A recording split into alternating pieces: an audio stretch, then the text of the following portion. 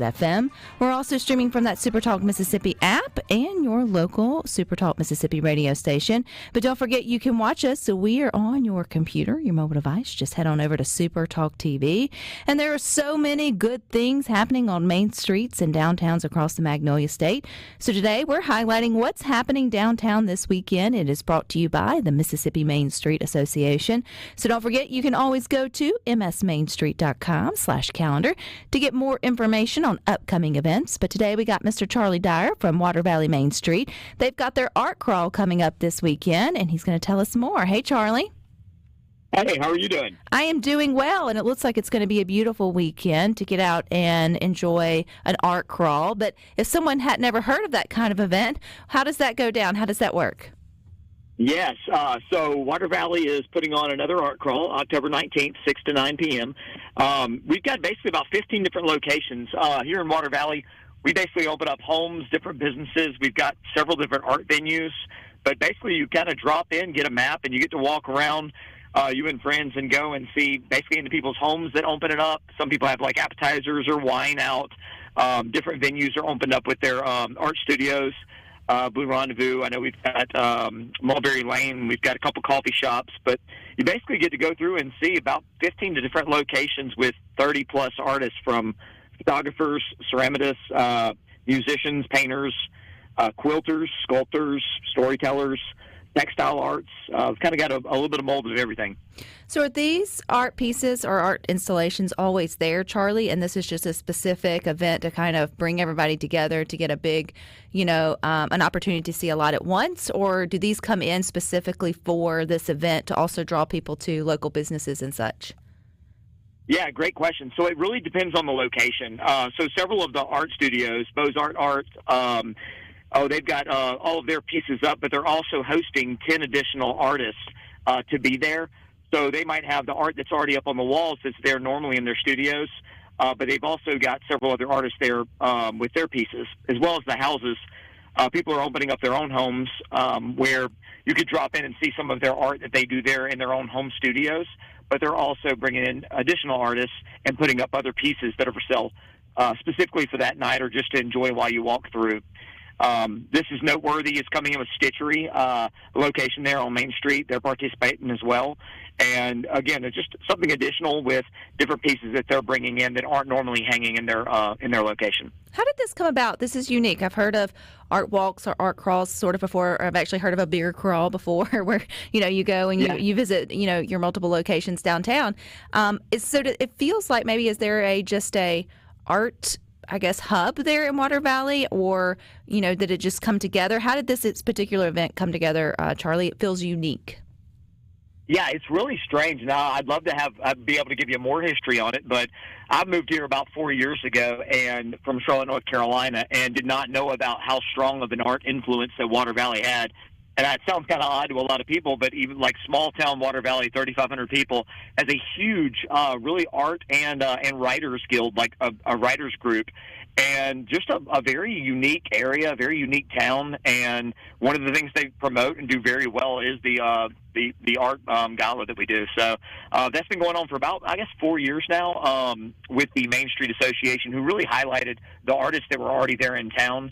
And we've got a lot of artists that come down from Oxford as well to enjoy the things that we put on down here. So is this a walkable crawl, Charlie? Like if you were really wanting to come in, maybe make a weekend of it, because this sounds right up your alley. Is it somewhere where you can start off, you get your little list or your map, and you can, stroll through the afternoon or into the night and sort of see everything? Or is it more like it may take a day or two to get to all of it? No, it's something you could definitely walk through that evening. It's really great. There's plenty to do over the whole weekend to see. But if you're wanting to come in for the evening or even stay the weekend in Water Valley, there's the ability to get your map, walk through. A lot of people grab wine and kind of stroll through the different houses and different shops. There's plenty to do to shopping there, but also live music that's going on with several of these artists performing.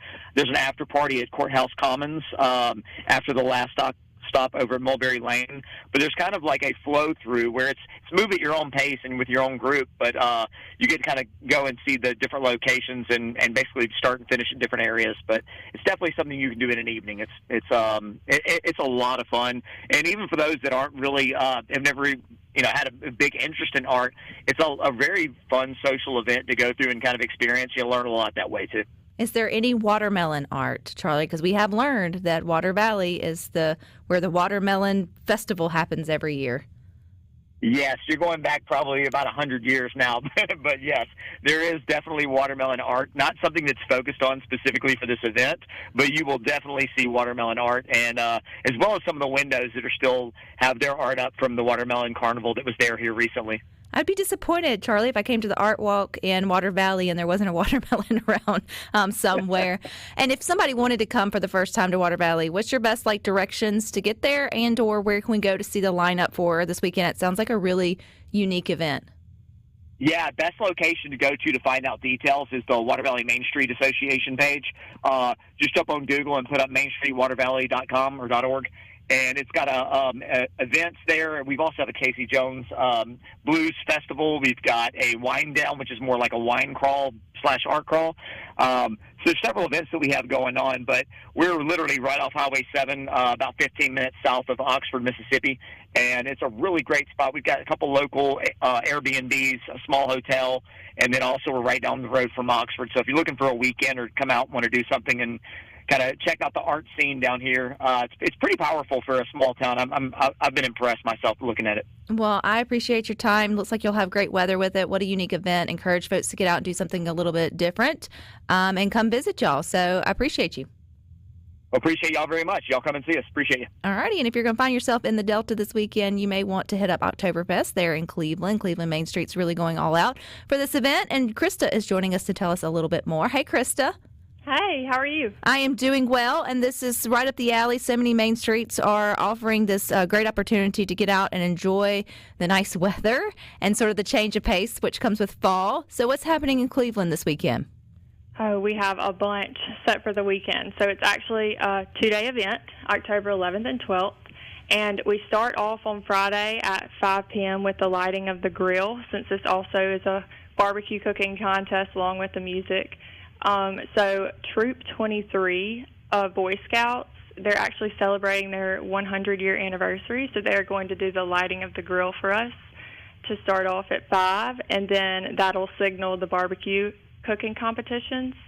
And then we have Joe Garcia and the Big Guns opening up for our headliner, Ashes and Arrows, which they actually made it to the semifinals on America's Got Talent. It sounds like a whole lot of fun. So this is a 2-day event, so folks can plan a full weekend to Cleveland if they would like, Crista, or can they choose one or the other? Oh, they can do one or the other, whatever brings them to Cleveland. Just come on. So tell me more about the cooking contest. Is it something I get to eat, or do judges get all the fun in that? Well, the judges get all the fun, but we do have concession vendors. We have a bunch this year. And we actually do have a concession vendor that will be providing barbecue. But with the cooking competition, so it's sanctioned by the Memphis Barbecue Network, and with that comes a bunch of different barbecue competitions within the Delta Barbecue Brawl circuit, and this is actually the championship, the end-all be-all of the Delta Barbecue Brawl circuit. So there's around $13,000 worth of prizes that will be awarded to these patio winners and championship winners. What will they be cooking, Crista? They'll be cooking all kinds of things. For the patio, we have grilled cheese, mac and cheese, not just meat, so like pork loin and chicken.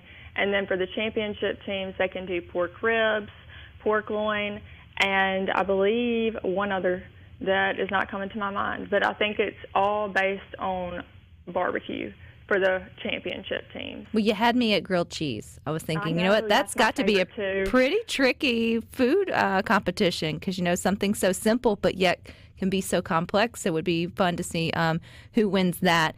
If we want a lineup of everything that's going on there in Cleveland, not just this weekend, but maybe upcoming fall, where's the best place for folks to go, Crista? Yeah, so we actually have our Visit Cleveland website, which has a calendar of events, and everywhere in the community, people will submit those events online to our Visit Cleveland calendar, and so that's the best place to see what's going on and when. All righty. Well, I appreciate your time. Looks like y'all have great weather this weekend for your Oktoberfest, and encourage folks to get out and come and join you. So thank you. Yes, and Saturday all day we have something going on from a kids' fun run in the morning all the way till 6:30 at night, where the barbecue awards will be announced.